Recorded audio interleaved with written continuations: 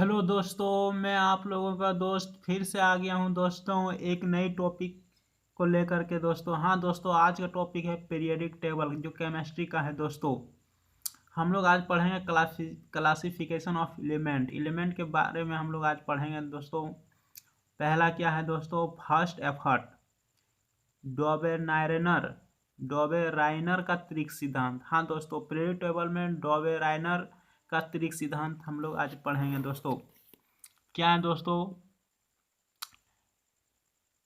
परमाणु द्रव्यमान के आधार पर डॉबेराइनर ने जो है दोस्तों पीरियोडिक टेबल जो बनाया था वो परमाणु द्रव्यमान के आधार पर बनाया था। दोस्तों यह सिद्धांत 1815 में दिया गया था। दोस्तों उन्होंने तत्वों को तीन तीन समूह में सजाया था। दोस्तों इन्होंने बताया कि बीच वाला तत्वों का परमाणु भार इन दो तत्वों के परमाणु भार का योग का आधा होता है। दोस्तों हाँ दोस्तों, जैसे कि लिथियम और पोटेशियम। हाँ दोस्तों, लिथियम का द्रव्यमान संख्या 7 और पोटेशियम का 39। इन दोनों का योग दोस्तों जोड़ने से आता है दोस्तों 46। और 46 को 2 से जब काट देते हैं दोस्तों तो 23 आता है, जो सोडियम का द्रव्यमान संख्या है। दोस्तों हाँ दोस्तों, इसका विफल है दोस्तों विफल हो गया था। दोस्तों क्या है, यह नियम केवल 4 ट्रिपलेट पर ही लागू होता है। दोस्तों जैसे लिथियम, सोडियम, पोटेशियम, कैल्शियम, एस्ट्राजोनियम, बेरियम, क्लोरीन, ब्रोमीन, आयोडीन। हाँ दोस्तों, इसके अलावे है दोस्तों हीलियम, नियॉन, आर्गन। नोट है दोस्तों, इसमें भी लागू होता है। उस समय इन अक्रिय गैसों की खोज नहीं हुई थी, इन एक्टिव केस में था। दोस्तों हाँ दोस्तों, टोटल 4 ट्रिपलेट में ही लागू होता है, जिसमें से ये 3 उस टाइम खोज हुआ था। दोस्तों लिथियम, सोडियम और पोटेशियम का, कैल्शियम, एस्ट्राजोनियम, बेरियम, क्लोरीन, ब्रोमीन और आयोडीन का, ये 3 ट्रिपलेट उस टाइम हुआ था दोस्तों खोज। और अभी प्रेजेंट में हीलियम, नियॉन, आर्गन का भी खोज हो चुका है। दोस्तों इसके अलावे है दोस्तों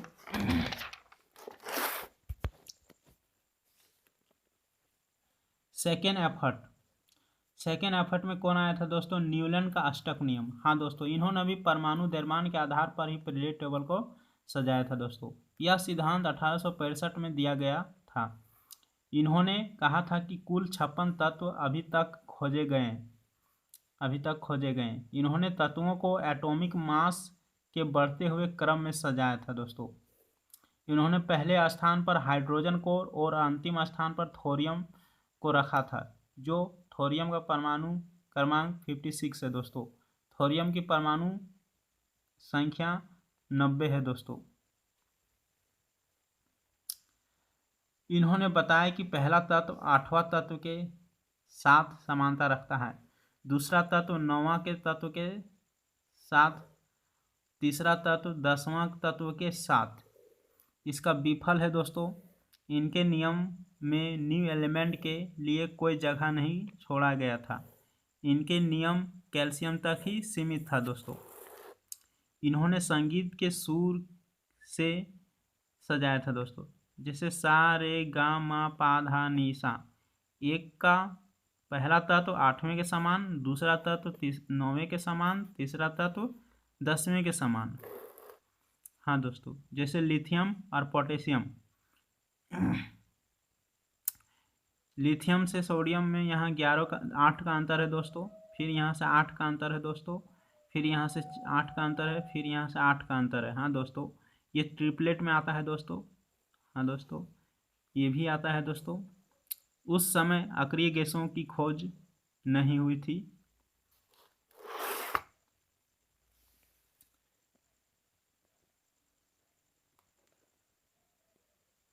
न्यूलैंड के समय ज्ञात तत्वों की संख्या 56 थी। दोस्तों फर्स्ट हाइड्रोजन था, लास्ट थोरियम था, जिसका एटॉमिक नंबर 90 है। दोस्तों इनका नियम कैल्शियम तक ही सीमित था। दोस्तों FeCO और Ni। हाँ दोस्तों, आयरन को उस टाइम बाहर रखा गया था और कोबाल्ट और निकेल को साथ रखा गया था न्यूलैंड के सिद्धांत में दोस्तों। थर्ड अफेक्ट है दोस्तों मैंडलीव का आवर्त सारणी। हाँ दोस्तों, ये बहुत इंपॉर्टेंट है दोस्तों। इन्होंने भी परमाणु द्रव्यमान के आधार पर ही सजाया था पीरियोडिक टेबल को और 1869 में दिया था। इस समय कुल 63 तत्वों की खोज हुई थी। आवर्त सारणी का पिता मैंडलीव को कहते हैं। इन्होंने भविष्य के लिए तत्वों की जगह छोड़ दी थी। वर्ग जिस टाइम वर्ग 9 थी, आवर्त 7 थी। इन्होंने 4 तत्वों की जगह खाली छोड़ दी थी। ये फैक्ट बहुत इंपॉर्टेंट है दोस्तों। जैसे एग्जाम्पल में एका बोरोन के जगह में एस्केंडियम को छोड़ दिया था दोस्तों, एका सिलिकॉन के जगह में जर्मेनियम को, एका एल्युमिनियम की जगह में गैलियम को, एका मैग्नीशियम के जगह में ट्रैक्नियम को। हाँ दोस्तों, ये जगह यही 4 एलिमेंट है जिसकी जगह छोड़ दी गई थी, जो बाद में खोज होने के बाद बैठाया गया दोस्तों। एका बोरोन के जगह में एस्केंडियम, एका सिलिकॉन के जगह में जर्मेनियम, एका एल्युमिनियम की जगह में गैलियम, एका मैग्नीशियम की जगह में ट्रैक्नियम। इसमें विफल था दोस्तों। हाइड्रोजन के लिए 2 प्लेस पर जगह रखा गया था, फर्स्ट ग्रुप और 7th ग्रुप में। अक्रिय गैसों को 9th ग्रुप में रखा गया था।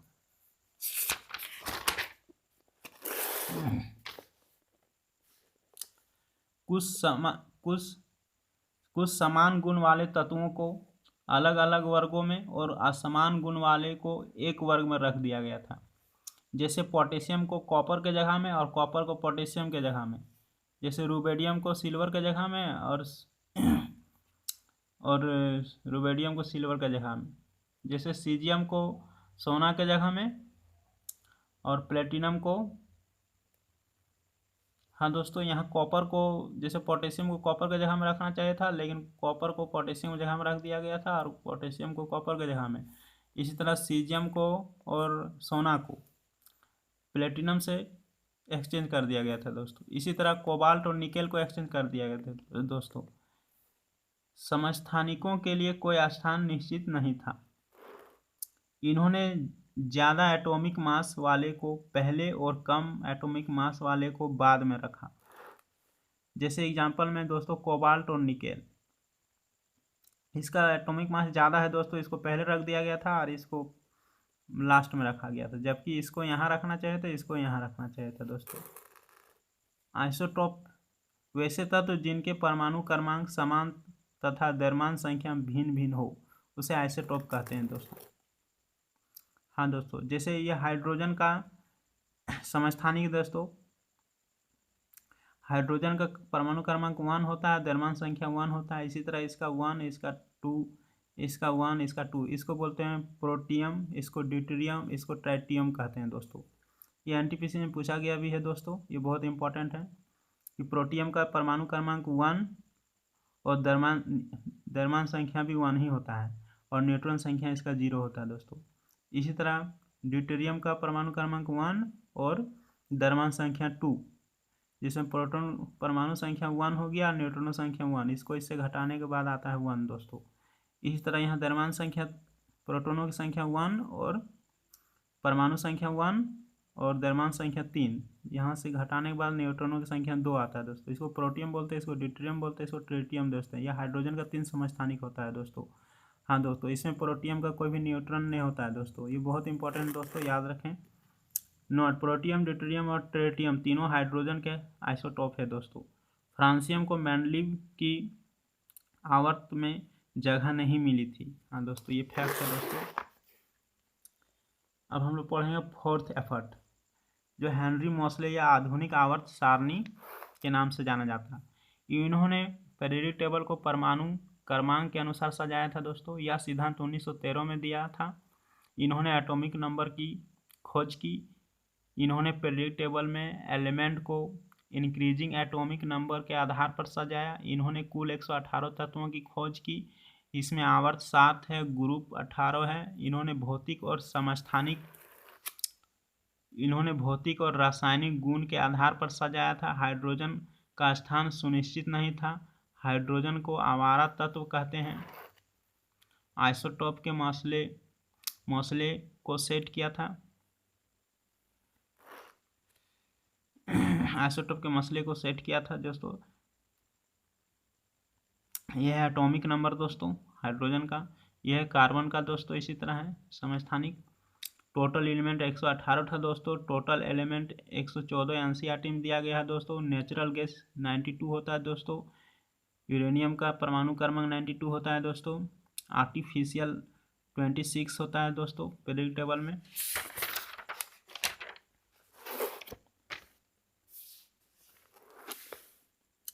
हाँ दोस्तों, पीरियोडिक टेबल के बारे में और कुछ हम लोग जान लेते हैं दोस्तों।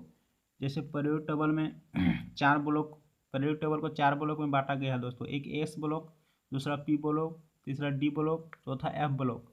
हाँ दोस्तों, एस ब्लॉक में टोटल 13 एलिमेंट आता है दोस्तों। पी ब्लॉक में टोटल 37 या 31 एलिमेंट आता है दोस्तों।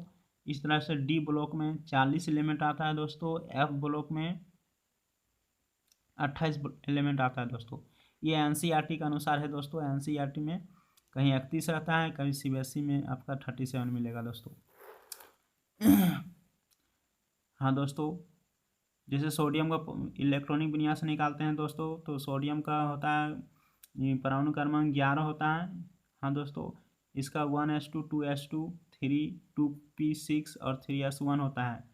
तो लास्ट का जो बाहरी कक्षा में जो इसका पावर में होता है दोस्तों, ये एस ब्लॉक में आता है दोस्तों। ये कैसे निकालते ये भी हम आप लोगों को बताएंगे दोस्तों।